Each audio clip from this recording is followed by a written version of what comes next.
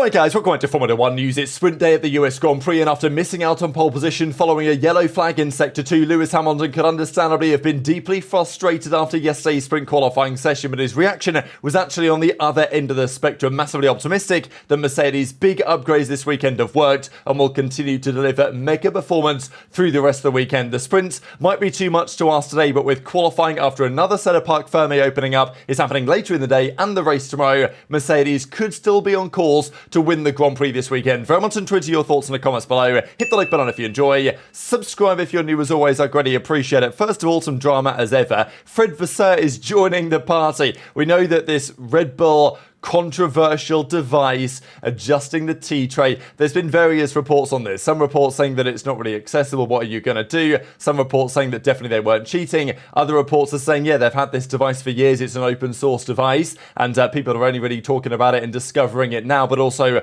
why would it be reported and discussed if it was, you know, not doing anything that would potentially gain a competitive advantage? The argument is it's good PR for McLaren and potentially for Ferrari as well, because of all the teams this season that have been involved in some sort of, you know, cheating related drama, obviously McLaren's rear wing, now this situation with Red Bull. Mercedes, of course, were disqualified earlier in the season at Spa for having, you know, the car was too light, right? So, you know, the only top team that hasn't really been involved in any of that drama is Ferrari. So Vasseur's hopping on the bandwagon and saying, look, yeah, we want clarification on whether they could have used this to gain an advantage. The FIA literally say, by the way, well, we don't know if they used it, we can't possibly tell, and we can't possibly know in hindsight. So that's the FIA's official line. So yeah, again, the government of the sports continues to impress. Red Bull, of course, are saying that they're just using it to divert attention away from their other problems. And look, they put it on pole yesterday, and Max may well execute today. He's won every single sprint so far this season, and the man theoretically that needs to win today, or at least needs to ensure that he doesn't lose too many points, is of course Lando Norris. And well, he is not starting in the optimal position, but we still know the McLaren is relatively fast. Yesterday, they just didn't get the balance in the way that they wanted it with their raft of new upgrades that they brought to the table. Now, there was a bit of drama as well. You guys remember the other day when Helmut Marko said that basically Norris has mental weaknesses. He has certain rituals before the race that he does to get him in the right zone. Now, I don't really know if there's anything about this whole rituals, because, you know, the likes of Rafa Nadal, right, in tennis, there's all sorts of rituals that certain top athletes will do before they go and, you know, serve or do a point or whatever, right? And it's happened in other sports. I don't really buy anything on that front. I just thought it was an interesting comment from Zach Brown, because, you know, Marko was pretty clear, as he often is, that he thinks that Lando has mental weaknesses that are going to cost him in the championship. Now, I think those weaknesses are more mentality. I know there's been a bit of drama, right, because people are saying, well, he's effectively bashing Lando's mental health. I think that's the way that Zach Brown is reading it, and saying that poking at that situation, I think, is pretty inappropriate and kind of set us back 10 to 20 years, said Zach Brown. So, you know, his argument is that effectively Marko's poking fun at Lando's mental health, and therefore that's problematic, which I think probably would be, but I don't necessarily know if there was anything wrong with what Marko said. It's more so that he was discussing Lando's mentality. That's how I read it, which I don't really think is a big deal. So, I don't know. There's some things that Zach Brown says that kind of make me think, all right, well, here he goes. And then there's other things that he says that I think, well, really, is that fair? I'm not so convinced. Intro to your thoughts as ever in the comments below. There was a bit of drama as well with McLaren, because the other day, Oscar Piastri was asked the question, is it nice to have a rivalry with a Kiwi now? Of course, he's Australian. Liam Lawson's, of course, from New Zealand. Kiwi. And Piastri's like, I hope we don't, because we have differences in car performance. If we are rivals on the track, either something's going really well for one or really badly for the other, he says. And of course, as of yesterday, they're going to end up next to each other on the grid. Lawson did qualify higher, but then got a lap time deleted in SQ2. And Piastri obviously got a lap time deleted in SQ1 and couldn't make it out. So they are going to start next to each other on the grid today. But it's Max Verstappen who takes pole position. He was even tweeting out, let's keep pushing, which is kind of like, you know, Hamilton's thing, Mercedes thing, whatever. But Helmut Marko was asked to comment on this. And like, I don't know if the Red Bull fans out there will believe this yet. But of course, it was the end of June, I think maybe Austria or something, the last time that Max took any sort of pole position. And well, today or yesterday, it happened again. And he takes sprint pole position. And Marko says, I would say say Red Bull is back. Yes, Red Bull is back. Now, you could argue that Max is back because, let's be honest, Verstappen was a second ahead of Sergio Perez when he was eliminated in SQ2. So, it's classic Red Bull in many respects. Perez is way off the pace. And is the Red Bull, back? I mean, let's be honest, they beat the Mercedes in Verstappen's hands by, 12 thousandths of a second, and it was a pretty damn good lap for Max. I mean, it looked very clean. The car looked super balanced for sure, but it's not like Red Bull's massive pace advantage is back based on what we can see. Now, maybe that will change tomorrow. They've seemingly brought a big upgrade that is going to work, and maybe in the sprint today we're going to get some evidence of that. But, at the end of the day, at the end of that sprint qualifying session, the timings looked like this, with Leclerc and Sainz further back. Leclerc had a big moment in Sector 1, and we know that the Ferrari just, for whatever reason, on the soft compound tyres, just isn't very good. It just can't seem to get the temperature in those tyres to execute properly. And Lando says that he had a shocking lap that was, only 2.5 tenths off. So it's not like Verstappen and Red Bull are like, oh my God, they're back, they're half a second ahead of the field again. That's not what we are seeing. And also, as we'll see in a second, it was absolutely possible that Hamilton put all of these guys in the dust based on what he was delivering in the first sector. So let's get into that right about now, right? So, and I think we'll get the answers to whether Red Bull are back today and obviously tomorrow as well, because today there's a sprint, so we get some race pace data, and there's another quali session where Hamilton will get the chance to make amends for what happened yesterday. But this conversation has definitely been inspired by the major package that Mercedes brought. Giancarlo Kessa basically says that it's a combination in terms of the side pod design and some other elements of what McLaren have done and what Red Bull have done. So they're taking serious inspiration. These are some of the many changes. These were the old side pod designs here on the left-hand side. These are the new side pod inlets. Those are probably the most notable changes to the front part of that. This is what it now looks like, the older version up top, the newer version down low. Even more severe undercut than before, which of course is what all the teams have been going for, but then you've got to balance that with the amount of cooling the car might potentially need. But it seems like Mercedes are quite happy with the new overbite concept, and the airflow through the side pod seems to be working better for them. A couple of tweaks to the floor as well, as you guys can see here, and maybe even more tweaks under the floor that of course we just cannot see. And also at the back where these kind of cannons are, which is kind of interesting, right? Because we know that Mercedes had these big cannons last year. Red Bull copied them this year while Mercedes moved away. Now they're kind of back in some form. So it looks like some pretty substantial upgrades on the Mercedes, and it seems to be working so far. Russell, 12 thousandths off the pole time yesterday. We know that he's good in qualifying, of course, but it wasn't Russell who was the lead Mercedes driver of the day. Hamilton was, crushing it all day until, of course, it came to the end of the session when he was out behind Colapinto. Colapinto spins off. The yellow flag is caused, and we'll see the telemetry of that in just a couple of seconds. Norris is actually not unhappy in the sense that he was fourth. He feels like it could have been far worse than fourth, but it's not just like, oh, well, Lando had a bad lap and the McLaren was not quite there. Clearly the McLaren was really struggling to find balance, because otherwise Piastri would not have been out at SQ1 going wide at the final corner. But even, going wide, it's not like he was fast. He had to push the final corner and went wide and lost it and lost the lap because he wasn't so good on his delta, right? He was not exactly in a great position to challenge for the top positions. And Lando was 2.5 tenths off with a terrible lap. I think Lando will think, okay, maybe the car does have some pace in there, and maybe in race trim it's going to be a different story, right? I mean, this is the thing. McLaren brought 7 upgrades to their car. Maybe it affects their quali pace, but in race trim they're rapid. I don't know. And it's not like Lando's not in position to do some damage. We'll see that in a second.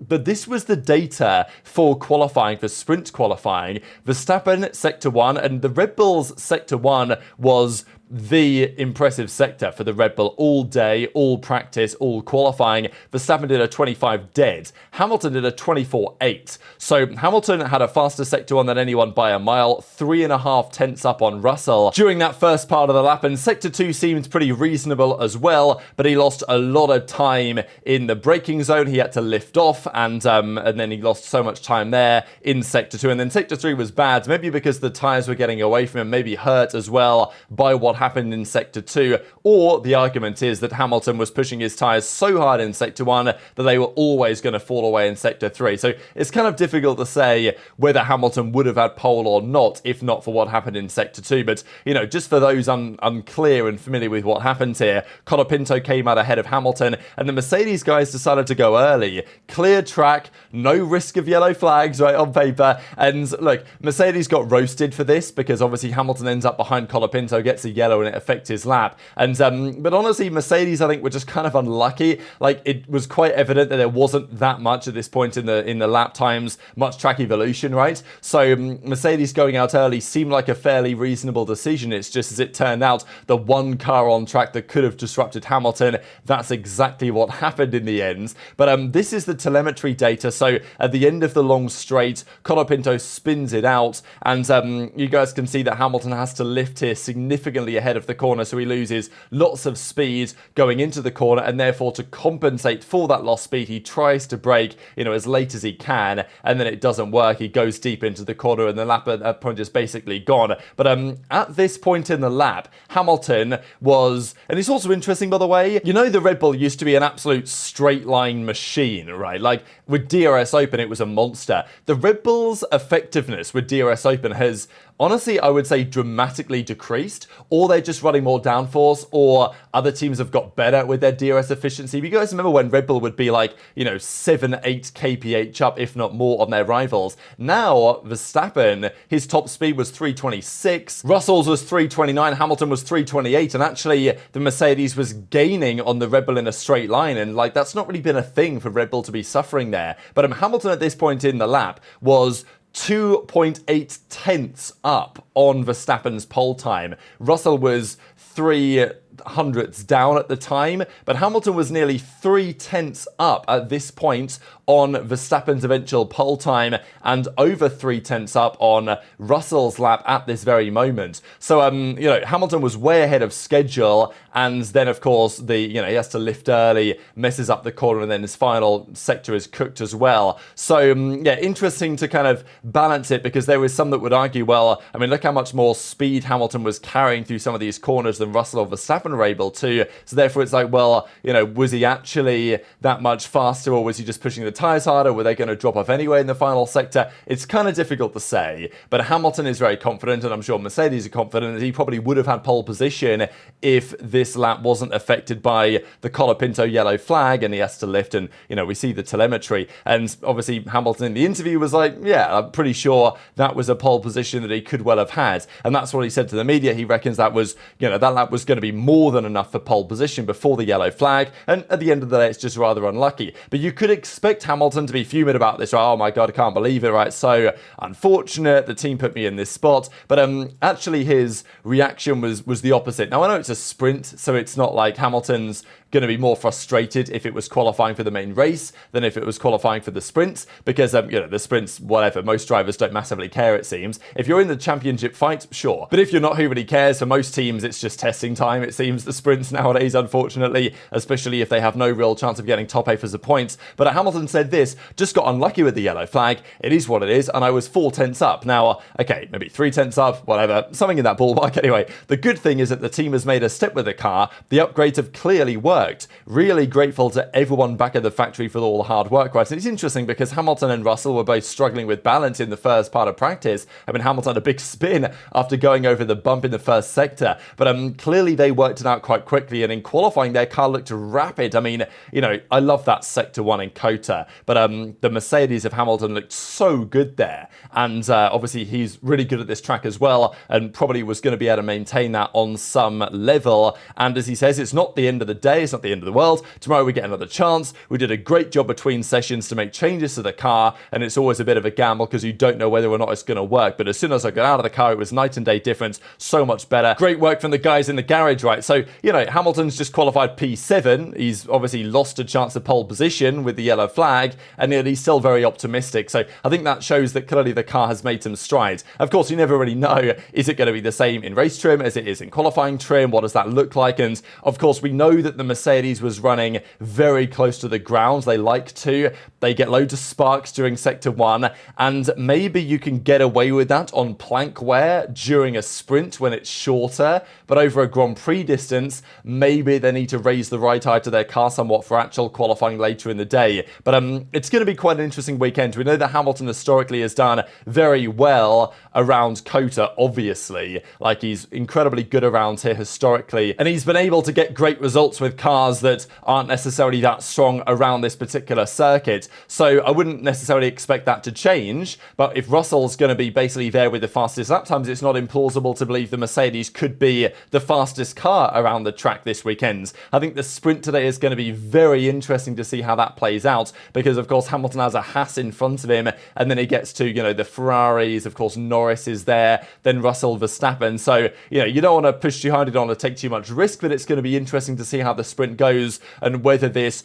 good pace in qualifying can be maintained in the sprint race itself, because if it can be, that's pretty fascinating for qualifying for the main race later in the day, and then of course going into Sunday. And that's what Russell says. We knew we had the potential in the car. I don't think we made the most of our quick laps this morning. The car's been feeling great so far with the upgrades. So there's lots of optimism, it seems, at Mercedes. What does that mean for the rest of the season? I mean, we've got Brazil coming up, we've got Mexico coming up, of course, like Qatar's not far away, circuits where the Mercedes has done reasonably well over the last couple of years. So it just throws a spanner in the works, right? Because it wasn't that long ago that it looked like, oh, well, McLaren are the best car and no one else can really come close. Now it's not so clear. McLaren struggled big time yesterday. Norris is down in 4th, and it's not like the Ferrari of Leclerc or the Mercedes of Russell or the Red Bull of Max Verstappen are going to be easy to overtake by any means. So it seems very competitive up the front. And look, if the Mercedes turns out to be the fastest car this weekend, and that's what we see in the sprints, that's what we see in qualifying later today, that's what we see in the race tomorrow, and let's say Norris ends up 2nd or 3rd and Verstappen ends up 4th or 5th, it seems unlikely at this point, but let's say hypothetically, that's not enough points advantage for Norris, right? Like, Lando needs the McLaren to be the fastest car every weekend, and then he needs to capitalize on that, which he's not always done. If Ferrari starts to be more competitive, if Mercedes starts to be more competitive, that only helps championship leader Max Verstappen. So very much interested in your thoughts in the comments. It is going to be a late one here for quali. I think it's, well, a few hours from now that the sprint race begins. Maybe it's something like 7 p.m. local UK time, and then it's 11 p.m. when the qualifying session officially begins. So that's London time anyway. The other time zones are, of course, around the world, 5 p.m. local time there in Austin. So hit the like button if you enjoyed, subscribe if you're new, take care, and I'll see you next time.